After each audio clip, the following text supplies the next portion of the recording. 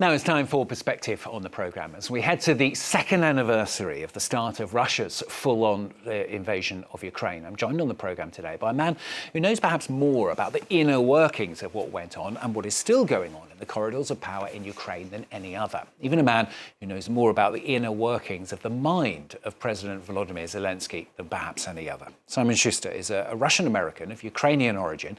He's senior correspondent at Time magazine, and he spent the last few years tracking and following the situation in Ukraine with unprecedented access to Zelensky and his team. Here's his book. It's called The Showman, Inside the Invasion That Shook the World and Made a Leader of Volodymyr Zelensky. Thanks very much for coming in and talking to us today. First of all, just tell us about the kind of access you've had to Volodymyr Zelensky and how you were able to get that access too. Well, I got to know President Zelensky before he became president, when he was running in the spring of 2019. I did a profile of him, his candidacy. And at the time, he was a comedian, an actor, a showman. And I got to go backstage at one of his comedy shows, which functioned essentially as a campaign rally. And over the course of that reporting, I got to know him, and I stayed in touch with him and his team as they continued to govern after he won the elections. And that put me in a pretty unique position when the invasion started to come to him and say, look, these are historic events happening all around us, all around you. So I'd like to write a book about it. And he said, yeah, go for it. I don't have time to write a book, but someone should. You say showman, he was a showman. Is he still a showman? I think that is his superpower. The skills that he honed over 20 years as an actor, as a TV producer, a filmmaker, a scriptwriter, has allowed him to grab and hold the world's attention in a way that I think few other leaders, if any, could have done in this situation. And the nature of this war has really required Ukraine to keep the West on its side, to keep the world's democracies supporting Ukraine, not only the leadership, but also the people in those democracies. And that is what Zelensky is so good at. And is that enough, though? I mean, we've seen cracks starting to appear, haven't we, within Europe, certainly within the US with funding, for example. Yeah. Is that going to be enough for him to carry that forward, do you think? Well, he's been very wise to the fact, since our first conversations early in the invasion, that the attention span of the world would run out. And essentially, he's seen his mission as trying to extend the focus of the world to keep that attention focused on the picture of the war that he needs the world to see to maintain that support. But he understands that the clock is ticking, and eventually other crises, like the war in Israel, for example, he didn't foresee it, but he foresaw that some other crisis would come up and distract the world from the Ukrainian agenda.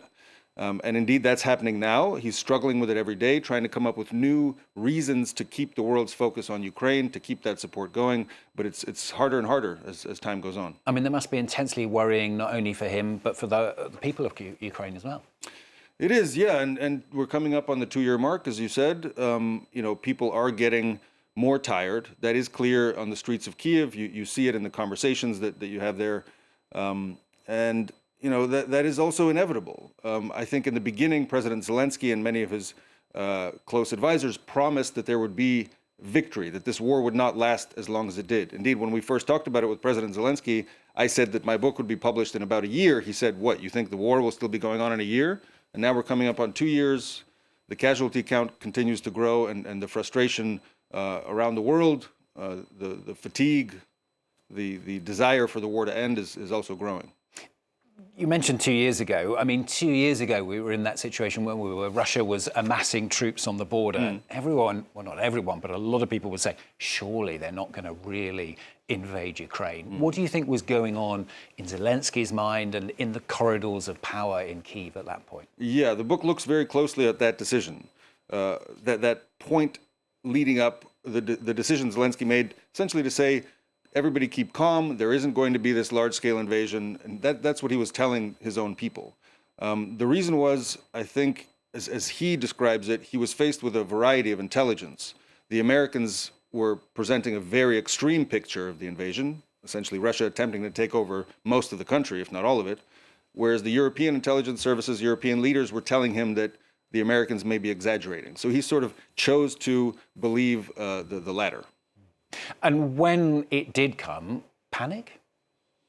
Yes, unavoidable. I mean, if you are faced with a full-scale attack from a nuclear superpower attempting to, kill the leaders of the country, take them hostage, and take over the government, you can't avoid panic. There was panic in the streets. Sure. And do you think it was just luck in a way, the way that initially that immediate invasion effectively didn't work? I mean, it all went very wrong for the Russians at the beginning, didn't it? No, I mean, the book takes you behind the scenes of the preparations that were ongoing. The military in Ukraine was preparing, and I talked also to the military commanders who were in charge of those efforts. So it wasn't only luck. I think the Americans, in one phone call that's described in the book, told the general, you got lucky that you didn't get overtaken in those first days. And his response was, it wasn't only luck. There was a plan. There was a strategy to prepare. Some of your work in the past has proved controversial. I mean, you published a piece in Time last year where you claim that Zelensky felt let down by his allies for not backing up Ukraine's fight enough. That's true, yeah. That's what I was hearing from his close advisors. I went there and I talked to all of them. A lot of the ones I have met with throughout the course of the invasion, and the mood was definitely different because the context of the war had changed. As one of them said, we're not winning. But President Zelensky continued to push his message of victory. He refused, and I think still refuses, to acknowledge some of the difficulties on the battlefield, as described by his own advisors, as described by the military commanders. He's still pushing this message of promising total victory to his people. And have you spoken to Zelensky about that article you wrote since? I mean, was he happy or unhappy about the fact that you wrote it? Not happy. I mean, because it does, in a way, contradict the message that he's trying to project. But he understood that I'm not working for him. I'm an independent journalist. So, and his team respects that as well. So my conversations with them continue. I was in touch with them this week. So it didn't cause a lasting breakup. You also talk about the state of mind of Volodymyr Zelensky, don't you? Whether he's becoming even perhaps a little bit too addicted to power? That's something that I think Ukrainians and the world need to watch.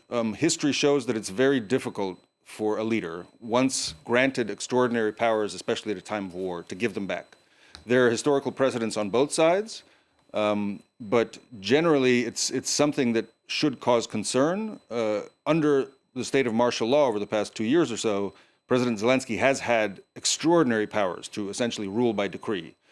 He has nearly full control of the broadcast media in Ukraine under martial law, and giving that back will be a challenge. It's going to determine what kind of Ukraine we have at the end of the war. Will it continue to be a democratic country or not?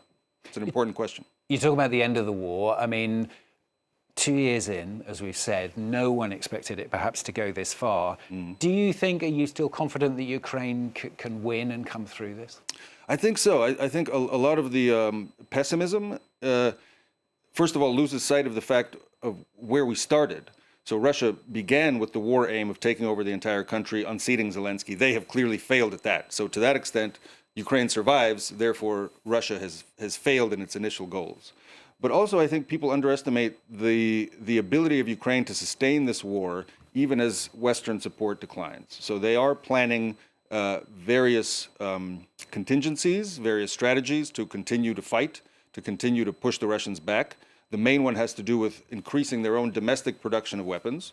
And they've been very effective at that, especially when it comes to drones, attack drones. We see these attacks inside Russian territory. Last year, an attack even reached the Kremlin in Moscow. So they are pushing ahead, and those are homemade weapons inside Ukraine. So I think the idea that the West can turn a switch and force Ukraine to negotiate or capitulate is naive. The Ukrainians can and will continue to fight as long as they think it's worth it. Good to have you on the programme today. Thanks very much for coming in and talking to us. I'm Shuster, Russian-American of Ukrainian origin, senior correspondent at Time magazine as well. And his book is called, as we said at the top there, The Showman, Inside the Invasion That Shook the World and Made a Leader of Volodymyr Zelensky. Thanks again. Thank you.